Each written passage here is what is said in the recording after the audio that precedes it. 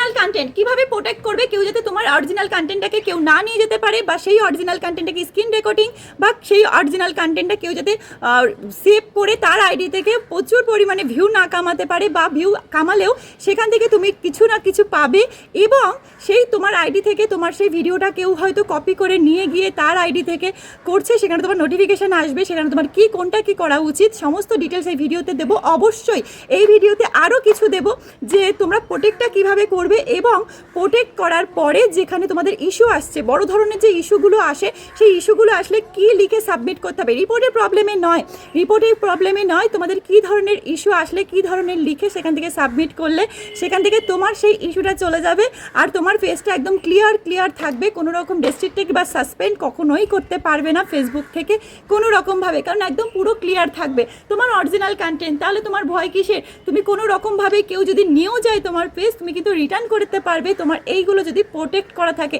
তোমার কন্টেন্টগুলো যদি প্রোটেক্ট করা থাকে। হ্যাঁ, তুমি কাউকে একটা নিচ্ছ, সেখানে তুমি একটা পার্ট আছে, তার একটা পার্ট আছে, সেটাও তোমার কিন্তু অরিজিনাল কন্টেন্টের মধ্যেই পড়ে, কারণ তুমি সেখানে পার্টিসিপেট করেছো, তুমি সেখানে কোনো রকম আর্ট দেখিয়েছো, তুমি তোমার কোনো রকম ভিডিওর মধ্যে আছো বা সেটার মধ্যে করেছো, সেটাও অরিজিনাল হয়ে যাচ্ছে। কিন্তু হুবহু একটা ভিডিও নিয়ে এসে তুমি কিছু কথা বলে ভিডিওটা রান করে দিলে সেই রকম কিন্তু অরিজিনাল কন্টেন্টের মধ্যে পড়ে না।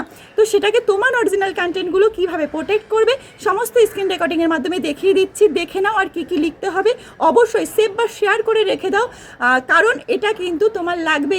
একটু না একটু তোমরা অরিজিনাল কন্টেন্ট দাও, হয়তো কেউ গানের ভিডিও করো, নাচের ভিডিও করো, কিছু ভয়েস রেকর্ডিং দাও, তো ভয়েসের মানে তোমার যে ওন ভয়েসের ভিডিও দাও, তো তাহলে এই ভিডিওটা তোমার লাগবেই, কারণ এই ভিডিওটা কেউ তোমাদেরকে দেখাবে না। কেয়া অ্যাক্টিভ বল, তাই তোমাদের সবার প্রিয়, ছোট বড় দেশি বিদেশি, তোমাদের সবার প্রিয় কেয়া দিদি ভাই দারুণ একটা ইন্টারেস্টিং আর হেল্পফুল ভিডিও নিয়ে চলে যেতে তোমাদের সবার সামনে। তাই স্কিপ না করে স্ক্রিন রেকর্ডিংটা দেখতে থাকো, আর শিখে নাও, আর জেনে নাও, আর বুঝে নাও। তো চলো বেশি না কথা বলে স্ক্রিনের দিকে লক্ষ্য রাখো। অনেকে দেখতে পাবে তোমাদের কিভাবে তোমরা প্রোটেক্ট করবে, আর প্রোটেক্ট করার পরে ইস্যু দিয়ে দিলে সেই ইস্যু থেকে কিভাবে তোমরা বেরোবে।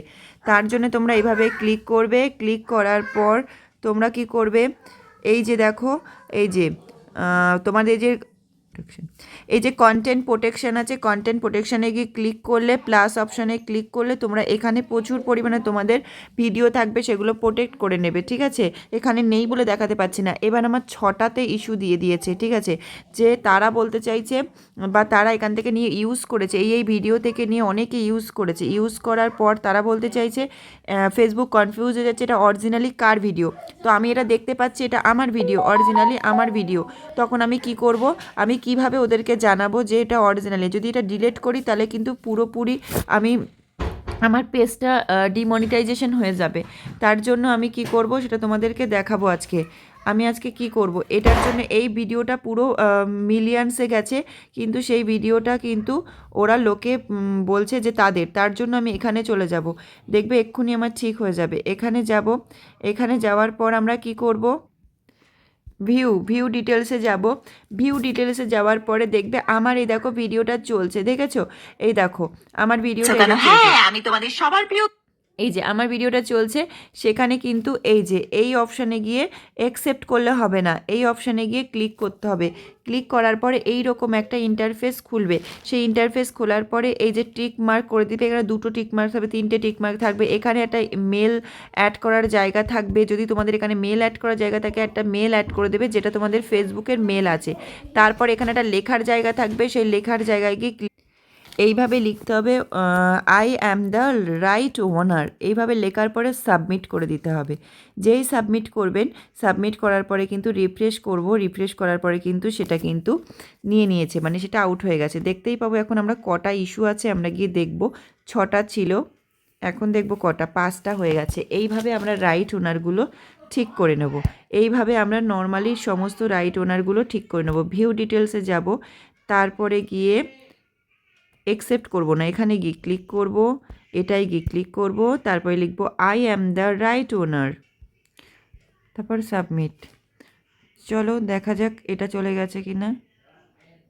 চলো খাওয়াটা, আচ্ছা চলো তোমাদের এটা ফাইনালি এটা দেখিয়ে নিই। দেখো আজ আকাশে শুধু, হ্যাঁ এটা আমি দেখবো এটা আমার কিনা। হ্যাঁ এটা আমার কিনা, আমি শুধু একটুখানি চালিয়ে দেখবো। ওকে, এই দেখো আজ এই গানটা আমার, এটা আমার পুরোপুরি আমার, তো এটা আমার রাইট ওনার দেয়নি, বলেছে এটা অন্য লোক ওনার আছে। তো চলো আমি এটাও লিখবো, আই অ্যাম দ্য রাইট ওনার, এটা আমি আমার ওনার, পুরোটাই আমি আমার ওনার। তো আমি এটা কপি করে নিয়েছি, পেস্ট করেও সাবমিট করব। এরমভাবে ক্লিয়ার করে রাখতে হবে পুরো পেজটাকে, ঠিক আছে? দেখো আয় শুধু, দেখেছো চলে গেল সেটা। এইভাবে কিন্তু ওটা কখনো ক্লিক করবে না। দেখো এটা যেরকম দুটো এসছে, দুটো ভাগ ভাগ এসছে, ঠিক আছে? সেটা আমরা করে দেবো। দেওয়ার পরে আমরা কি লিখবো, আই অ্যাম দ্য, এই যে আই অ্যাম দ্য রাইট ওনার, তো সাবমিট। চলো আমার কিন্তু পুরোটাই হয়ে গেছে, এখানে দেখবে হয়ে গেছে।